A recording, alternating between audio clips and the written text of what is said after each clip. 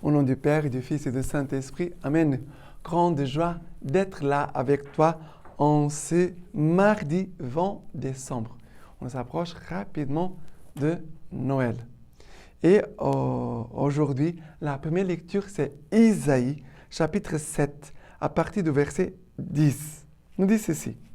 Le Seigneur parla encore à Akaz en disant, « Demande un signe au Seigneur ton Dieu, au fond dans les Sheol, ou vers les hauteurs, au-dessus. » Et Akaz dit, « Je ne demanderai rien, je ne tenterai pas le Seigneur. » Il dit alors, « Écoutez donc, maison de David, est-ce trop peu pour vous de lasser les hommes, que vous lassiez aussi mon Dieu? C'est pourquoi le Seigneur lui-même vous donnera un signe. Voici la jeune femme est enceinte, elle va enfanter un fils, elle lui donnera le nom d'Emmanuel. » Qu'est-ce qui se passe ici? Le Seigneur parle à Akaz. Akaz a la grâce d'écouter Dieu. Il écoute Dieu qui lui parle directement. Il n'a pas honoré le fait que Dieu s'est digné de venir à lui et de lui encore demander, de dire, demande un signe, je te accorderai un signe. Dieu lui parle et dit, demande un signe. Il va répondre, je ne tenterai pas le Seigneur mon Dieu. Mais le mot tentation, où nous le trouvons? Nous le trouvons dans la vie de Jésus-Christ quand Jésus est au désert, tenté par les diables.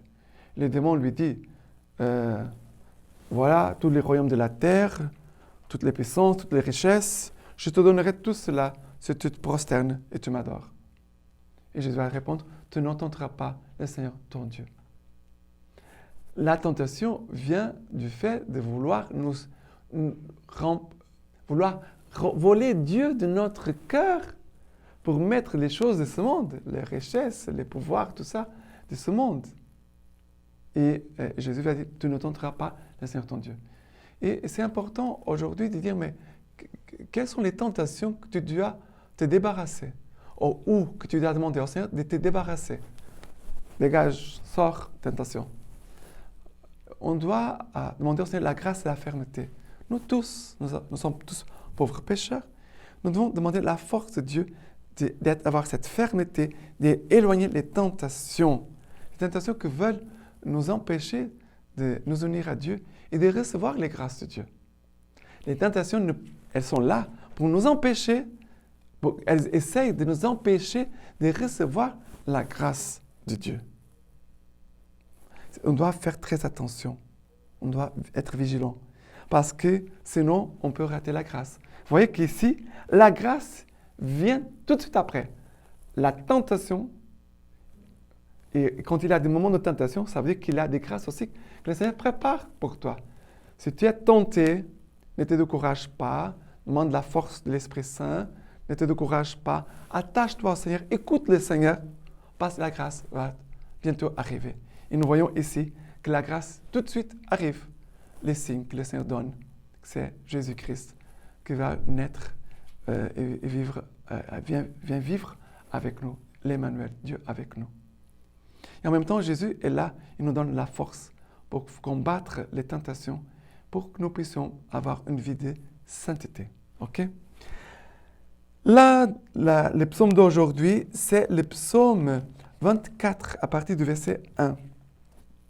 Au Seigneur la terre et sa plénitude, le monde et tout son peuplement. C'est lui qui l'a fondé sur les mers et sur les fleuves l'a fixé. Qui montera sur la montagne du Seigneur et qui se tiendra dans son lieu saint. L'homme aux mains innocentes, au cœur pur. Son âme ne se porte pas vers des riens.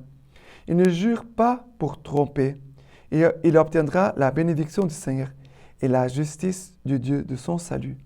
C'est la race de ceux qui le cherchent, qui recherchent ta face, Dieu de Jacob.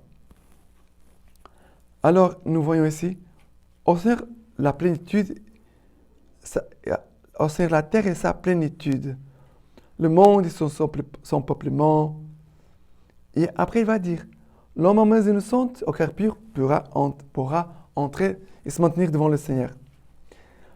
Il dit, son âme ne se porte pas vers des riens. Et la tentation, qu'est-ce qui se passe? Elle veut toujours nous conduire vers des riens, des choses n'ont pas aucune valeur devant Dieu. C'est pour cela que nous devons, chaque chose que nous vivons, nous devons nous placer sur le regard de Dieu. Tout ce que nous vivons, les situations, différentes situations, on doit se mettre en présence de Dieu et dire, Seigneur, ici devant cette situation, qu'est-ce que je dois faire? Qu'est-ce qu'ici a vraiment de l'importance pour toi? Qu'est-ce qui, devant cette situation, que tu vois, Seigneur, que tu connais, et moi aussi je la vois, qu'est-ce qu'ici je trouve de la valeur pour toi? Et ce qui n'a pas aucune valeur pour toi. Ça veut dire qu'on doit identifier ce qui a vraiment de la valeur aux yeux de Dieu et ce qui c'est rien, rien. Parce que tu pourras dire, non, mais cette chose, elle a beaucoup de valeur, c'est quelque chose qui a un grand prix, tout ça. Mais cette chose, par rapport à Dieu, par rapport à la vie éternelle, par rapport à ton salut, par rapport au bien de ton âme, est-ce que cela, ça vaut la peine ou pas? On doit faire très attention parce que les démons cherchent toujours à tromper les hommes et de mettre dans la tête des hommes des pensées qui ne sont pas les pensées de Dieu. On doit faire très attention. C'est pour cela que nous devons avoir cette lumière de la parole de Dieu, la lumière de l'Esprit Saint, la lumière aussi de ton accompagnateur spirituel pour faire un bon discernement et ne pas te tromper et de prendre un mauvais chemin et de rater le but de notre vie, c'est Dieu. Maintenant, l'évangile d'aujourd'hui, c'est Luc chapitre 1er, à partir du verset 26. Le 6e mois, l'ange du Seigneur fut envoyé, l'ange Gabriel fut envoyé par Dieu dans une ville de Galilée, du nom de Nazareth, à une vierge fiancée à un homme du nom de Joseph, de la maison de David. Et le nom de la vierge était Marie. Il entra et lui dit, « Réjouis-toi, comblée de grâce, le Seigneur est avec toi. » À cette parole, elle fut toute troublée. Et elle se demandait ce que signifiait cette salutation. Et l'ange lui dit, « Sois sans crainte, Marie, car tu as trouvé grâce auprès de Dieu. Voici que tu concevras dans ton sein et enfanteras un fils, et tu l'appelleras du nom de Jésus. Il sera grand, il sera appelé fils du Très-Haut. Le Seigneur Dieu lui donnera le trône de David, son père. Il régnera sur la maison de Jacob pour les siècles, et son règne n'aura pas de fin. » Mais Marie dit à l'ange, « Comment cela sera-t-il, puisque je ne connais pas d'homme ?» L'ange lui répondit, « L'Esprit Saint viendra sur toi, et la puissance du Très-Haut te prendra sur son ombre. C'est pourquoi l'être saint qui naîtra sera appelé Fils de Dieu. Et voici qu'Élisabeth, ta parente, vient elle aussi de concevoir un fils dans sa vieillesse, et elle en est à son 6e mois, elle qu'on appelait la stérile, car rien n'est impossible à Dieu. Marie dit alors, « Je suis la servante du Seigneur, qu'il m'advienne selon ta parole. » Et l'ange la quitta. Marie est la servante du Seigneur. Marie est au service de la parole de Dieu.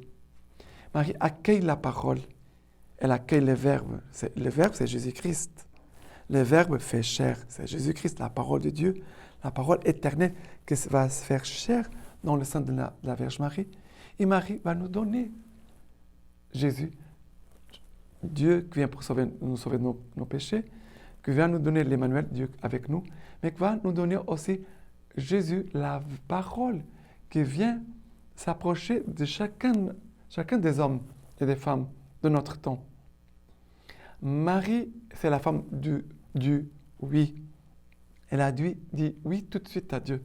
Elle n'a pas douté. Marie n'a pas posé d'obstacle.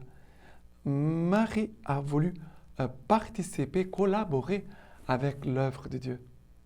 C'est pour ça qu'elle pose la question, comment cela se fera-t-il? Car je ne connais pas d'homme, je suis vierge. Mais l'Esprit Saint viendra sur toi et va concevoir en toi Jésus, le Fils de Dieu. Voilà comment les grands mystères de Dieu se passent. Personne n'a vu cela. Nous avons ici l'Évangile, mais ce qui s'est passé dans les mystères, dans les silences, dans la discrétion, d'une façon discrète, Marie va concevoir Jésus. Personne ne le savait, son nom Marie.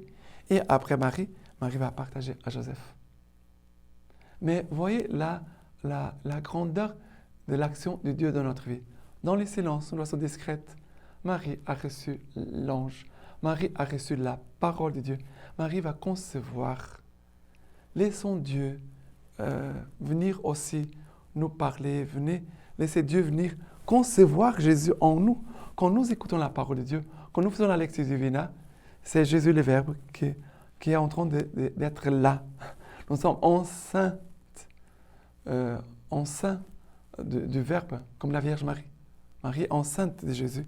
Nous devons aussi, comme Marie, être enceinte de Jésus pour pouvoir, à Noël, donner aussi Jésus au monde.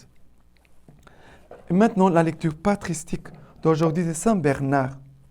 Tu l'as entendu, ô Vierge, tu concevras un fils, non d'un homme, et tu l'as entendu, mais de l'Esprit Saint.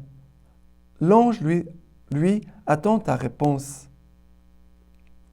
Nous aussi, nous attendons en Notre-Dame, accablés misérablement par une sentence et condamnation, nous attendons une parole de pitié. Or, voici, elle t'est offerte, la rançon de notre salut. Consens, et aussitôt, nous serons libres.